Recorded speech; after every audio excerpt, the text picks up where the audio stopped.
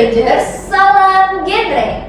Selamat datang di podcast Forum Genre Kota Bengkulu bersama aku Maureen yang akan membawa teman-teman semuanya ke obrolan asik seputar generasi berencana. Nah, di sini Maureen sudah bersama dengan narasumber yang hebat, yaitu Bunda Miliarti SE sebagai pembina Forum Genre Kota Bengkulu dan Kepala Bidang KBK 3 DP3AP 2 KB Kota Bengkulu. Baik, selamat datang Bunda di podcast Genre Kota Bengkulu.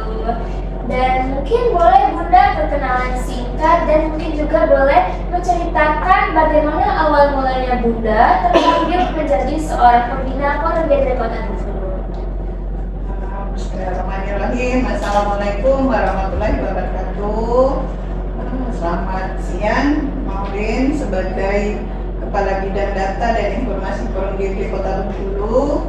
Perkenalkan, nama Bunda Miliarti. Kebetulan Bunda menjabat sebagai Kepala Bidang Keluarga Berencana, Ketahanan dan Kesejahteraan Keluarga yang disingkat KBK3. Jadi Bunda tertarik ke pembina sebagai pembina Forum Genre Kota Bengkulu. Pertama itu memang salah satu tupoksi dari Bunda sebagai kepala bidang membawahi ketahanan dan kesejahteraan keluarga, yaitu salah satunya pembinaan remaja atau lebih singkat PR, bukan PR, jadi Forum GD untuk tingkat Kota Bengkulu, jadi Forum GD tingkat Kota Bengkulu. Bunda sudah bertugas di DP3P 2KB selaku kepala bidang itu mulai tahun 2019.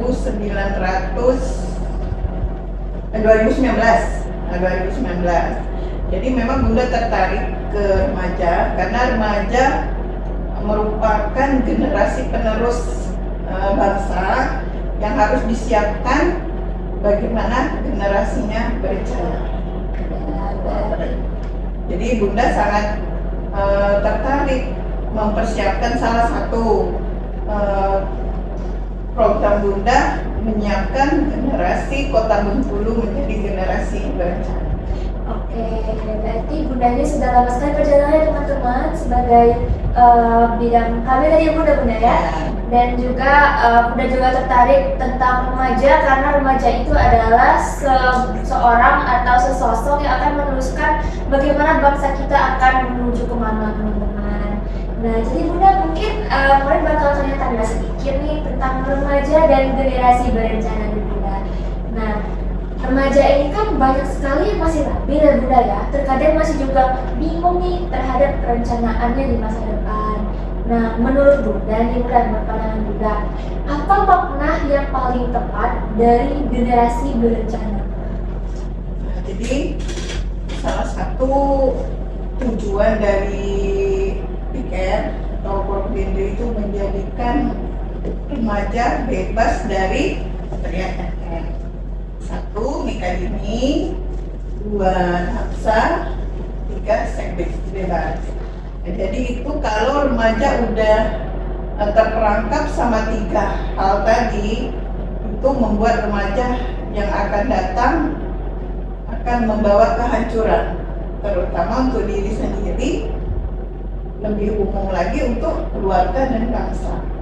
Nah, jadi lewat Forum Genre, PR, nah itu mempersiapkan remaja bebas dari itu, tidak nikah dini. Nikah dini kan berakibat nanti bisa melahirkan anak stunting, itu masa depannya kurang baik karena dia tidak sekolah karena nikah dini kan.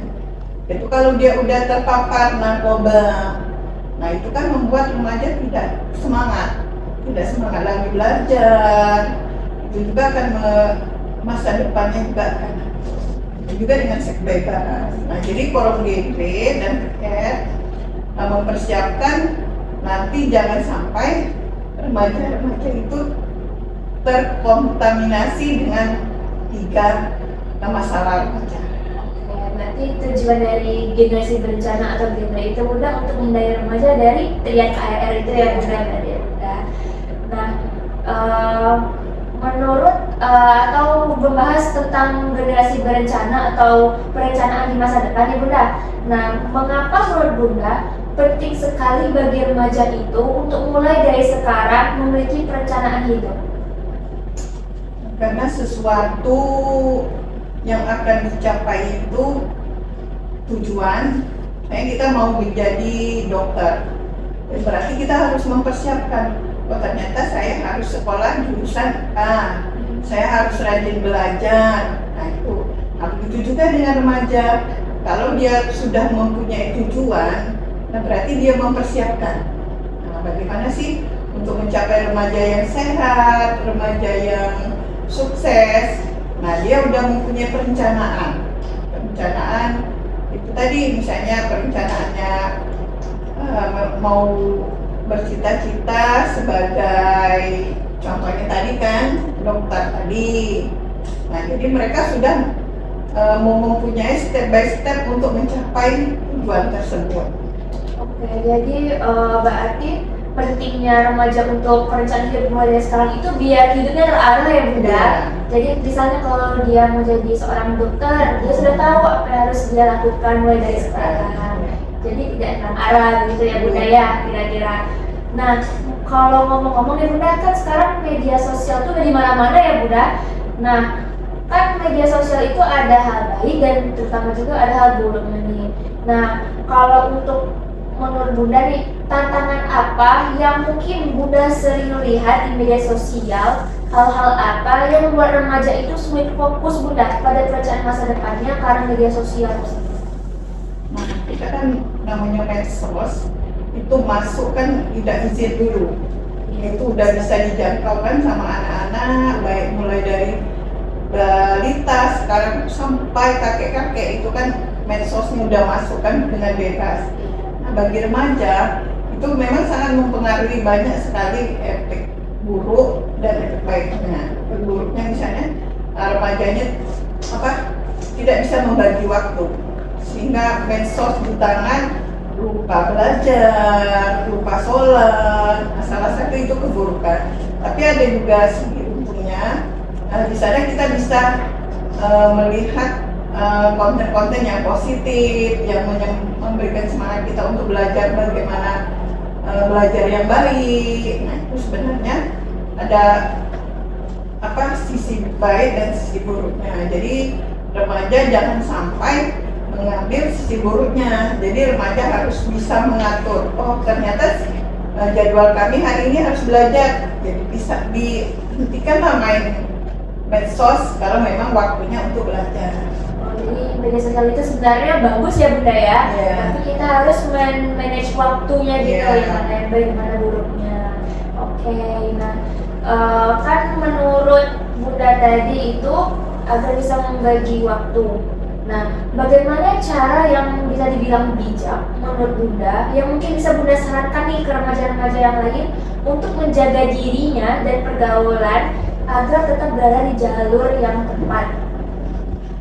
Kan kita punya lingkungan itu kan menentukan. Pertama lingkungan rumah, lingkungan sekolah, lingkungan masyarakat. Jadi remaja yang bijak, remaja genre, dia harus tahu oh lingkungan ini baik. Nah berarti kita masuk ke lingkungan itu. Misalnya lingkungan ini kurang baik, ya kita harus hindari. Misalnya ada kalau yang laki-laki misalnya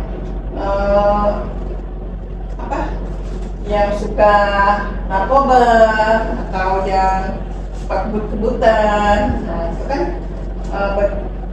kurang baik untuk remaja yang akan datang. Jadi kita harus pintar-pintar memilah di mana sih lingkungan yang baik untuk kita. Contohnya yang baik masuk ikut forum Fikri, ya. Jadi lingkungan itu sangat mempengaruhi ya Bunda ya untuk pertumbuhan seorang remaja itu. Nah, Maureen tertarik nih Bunda di bagian lingkungan peran keluarga. Nah, seberapa besar sih Bunda peran keluarga itu penting untuk mendukung seorang remaja untuk menjadi pribadi yang lebih terencana lagi Bunda? Keluarga itu adalah rumah yang utama bagi anak-anak remaja. Karena rumah adalah madrasah. Kalau kita orang Islam, madrasah pertama adalah rumah. Jadi kalau rumahnya udah positif, udah bagus, orang tuanya bagus, insya Allah anak remaja yang terarah. Karena lewat di rumah pasti orang tuanya mengarahkan anak-anaknya untuk menjadi sukses. Jadi rumah, pulanglah ke rumah itu yang terbaik kalau ada masalah. Jadi keluarga adalah tempat remaja berkonsultasi kepada orang tua, karena orang tua akan memberikan dukungan untuk remaja itu sukses. Berarti keluarga itu tuh jadi wadah pertama ya Bunda ya, untuk kayak tempat seorang remaja agar dia itu bisa tertata juga kehidupannya, kepada konsultasi juga berarti ya. Berarti keluarga itu sangat-sangat penting ya Bunda ya. Nah, Karena 8 fungsi keluarga itu ada di rumah. Di rumah tempat kita kembali pada fungsi kasih sayang, fungsi lingkungan. 8 fungsi keluarga ada diterapkan di rumah. berarti landasan itu 8 fungsi keluarga itu Bunda ya. Oke. Nah mungkin ada yang seorang remaja ya Bunda, misalnya ada seorang remaja yang mungkin sudah berusaha nih membuat rencana kehidupan di masa depan, tetapi mungkin kemudian seorang remaja itu mengalami kegagalan dalam melaksanakan atau melakukan perencanaan hidupnya tersebut. Nah, bagaimana caranya Bunda agar remaja tersebut itu tidak putus asa gitu loh Bunda? Karena mau dilihat sekarang ini banyak sekali remaja yang dia ada niat baiknya, tapi ketika dia ada kendala atau merasa gagal itu dia langsung putus asa. Namanya kita berencana ya Norin. Jadi tidak semua rencana manusia itu baik. Baik menurut yang di atas atau menurut Allah. Jadi sesuatu yang kita punya rencana baik itu pasti banyak tantangan. Ada tantangan dari diri sendiri, ada dari lingkungan, dan dari keluarga. Nah, tapi jangan sampai kegagalan itu menambah kita drop atau down. Nah, kita berusaha lagi. Ternyata misalnya kita mau ke sini, ternyata ada hambatan. Misalnya kita mau jadi polisi, misalnya kan. Ternyata kita tidak lulus, misalnya kan. Jadi jangan sampai mungkin polisi bukan yang terbaik untuk masa depan kita. Nah, kita tetap berusaha mencari solusi. Nah, jadi mencari solusi, menerima mungkin itu belum pas waktunya kita untuk jadi itu. Jadi kita mengambil sikap, kita mencari kegiatan yang positif atau mencari mana sih saya nih passionnya saya yang lebih ini lagi. Kalau sih bagian yang ini belum sukses, mungkin di sini kita akan sukses. Nah, jadi jangan pernah putus asa, karena sesuatu itu memang tingginya cita-cita akan tinggi pula tantangannya. Jadi kalau tantangannya udah kita lewati, insya Allah nanti kita mendapatkannya itu dengan dengan perjuangan, insya Allah akan suksesnya lebih lama. Ya, berarti kita itu menanamkan dalam diri kita kalau apa yang kita rencanakan itu belum tentu bisa terjadi ya. Mungkin Dan ada jangan kegagalan itu membuatkan kita putus asa. Nah, mungkin belum waktunya aja. Iya, betul. Jadi kayak apa yang terbaik di atas itulah yang terbaik untuk kita. Iya. Tapi kita tetap berusaha sebagai jangan langsung sudah tidak lagi berusaha, tidak mau lagi belajar, nggak bisa itu kan. Ya, karena kita itu harus melakukan hal yang terbaik dulu ya Bunda, untuk sesuatu yang terbaik juga. Nah, oke. Tadi juga Bunda bilang lingkungan itu berpengaruh. Nah, terutama juga di lingkungan pertemanan. Nah, menurut Bunda itu bagaimana sih Bunda cara memilih lingkungan pertemanan yang positif dan bisa juga untuk mendukung cita-cita para remaja yang sudah direncanakan? Maka remaja tersebut juga akan menjadi generasi yang berencana. Itu bagaimana ya Bunda? Jadi lingkungan, sebenarnya kita di sekolah itu aja kan udah banyak gap ya, ada kelompok-kelompok kan sebenarnya. Nah, jadi kamu harus memilah, ternyata misalnya kelompok ini gengnya orang-orang kaya, dia merasa kan, ini gengnya orang-orang cantik misalnya kan gitu. Jadi kita kan seharusnya udah tahu. Ternyata misalnya geng orang kaya, dia kan lebih menonjolkan kekayaan. Belum tentu dia mau belajar kan atau ini kan, yang penting dia happy. Nah jadi kita pintar-pintar mencari teman yang akan membawa kita sukses kan gitu. Jadi kita tahu kalau ini kelompoknya rajin ke perpustakaan misalnya. Jadi nanti disitulah kita sebagai generasi berencana bisa menyaring kelompok mana sih yang akan mendukung kita untuk mengejar cita-cita. Misalnya kalau kita mau kuliah misalnya ke UI, nah berarti kan kita harus mempunyai nilai tinggi kan. Jadi kita harus ini misalnya tim kita yang ini yang akan mendukung kita untuk belajar. Tapi kalau yang tim yang ini yang butan, berarti kan mereka tidak fokus ke situ kan. Berarti kita yang harus memilih ya Bunda ya, kan boleh juga ada tuh kayak kelompok. Nah itu kita harus memilih ya Bunda ya, berarti yang mana yang mendukung kita untuk terus maju ya Bunda berarti ya. Nah oke. Nah terus juga tadi itu mulai sempat dengar juga ada membagi waktu. Nah remaja ini kan terutama remaja yang produktif ya Bunda, banyak sekali hal-hal yang ia lakukan kayak organisasi, sekolah, kesenangan pribadinya juga.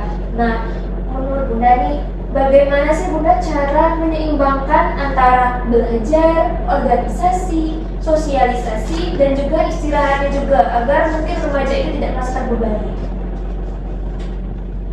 Jadi kan remaja yang bagus tuh remaja yang mempunyai kegiatan positif. Jadi jangan banyak diam di rumah, mager-mageran, itu kan kurang bagus. Nah jadi kita tahu, jadwal kita hari ini misalnya sekolah berangkat dari rumah jam 7 misalnya sampai jam 4, jam berapa pulang sekolah? Kalau mau pulang jam setengah 4. Nah setengah 4, nah berarti jam 4, jam setengah 5 udah sampai rumah berarti kan? Nah berarti kita waktunya istirahat. Nah, jadi pandai-pandai dengan melihat waktu, kan kapan kita istirahat, kapan kita belajar. Nah kalau kita punya organisasi, nah, paling kita jangan sampai mengambil jadwal sekolah. Nah berarti di luar jam organisasi. Nah, kita mau namanya remaja kan mau jalan boleh tuh, tapi jangan sampai mengganggu jadwal yang sudah kita buat. Jadwal sekolah kita jam sekian, jadwal istirahat jam sekian, untuk organisasi bisa di luar jam sekolah. Nah, pandai-pandailah membagi waktu dengan tidak mengambil hak-hak kita yang wajib belajar, wajib istirahat. Tuh. Jadi kita harus memilah. Kita 24 jam misalnya. Untuk tidur kita paling enggak 8 jam. Nah disitulah kita memanage waktu bisa-bisa kita. Berarti kita harus prioritaskan dulu yang mana yang penting. Prioritaskan dulu pertama yang sekolah kan. Jangan sampai organisasi kita aktif tapi sekolah kita terbengkalai. Iya, betul banget ya. Tahu nih kita. Nah, tapi Bunda, ada remaja yang sering kali lalai akan rencana hidupnya. Nah, itu padahal penting dalam keberlangsungan hidupnya. Itu biasanya remaja itu kenapa sih dia tuh bisa lalai terhadap perencanaan masa depannya? Biasanya remaja yang tidak sukses lah berarti kan, karena lalai. Sebenarnya dalam rumah kan ada orang tua kan. Iya. Orang tua itu selalu menasehati anaknya. Nah biasanya kalau anak itu udah menurut sama orang tua, insya Allah anak itu sukses. Nah, tapi kalau anak itu selalu membantah orang tua udah dinasehati, rata-rata itu memang nggak sukses. Jadi untuk sukses turutilah perintah orang tua. Oke, jadi kuncinya balik-balik lagi di keluarga ya teman-teman. Iya. Karena keluarga itu tadi madrasah pertama kita. Iya. Jadi apapun apa yang baiknya dari orang tua harus kita lakukan. Ya. Nah, terakhir nih Bunda, apa pesan Bunda yang paling ingin Bunda sampaikan kepada semua remaja di Kota Bengkulu ini yang sedang berjuang merencanakan masa depannya Bunda? Pesan Bunda untuk remaja di Kota Bengkulu biar sukses menggapai cita-cita, jangan melawan orang tua. Kalau sudah taat sama orang tua, menuruti perintah orang tua, insya Allah anak-anak Bunda di Kota Bengkulu semuanya sukses. Amin. Ya, berarti kita harus nanti orang tua kita ya teman-teman. Oke, terima kasih Bunda. Mungkin sampai sini saja teman-teman podcast Genre Kota Bengkulu kita pada hari ini. Terima kasih sudah menonton. Jangan lupa like, komen, dan subscribe ya teman-teman. Sampai jumpa di video selanjutnya. Sampai jumpa. Genre Kota Bengkulu, ikolahnya padeknya cangkoh hapulo.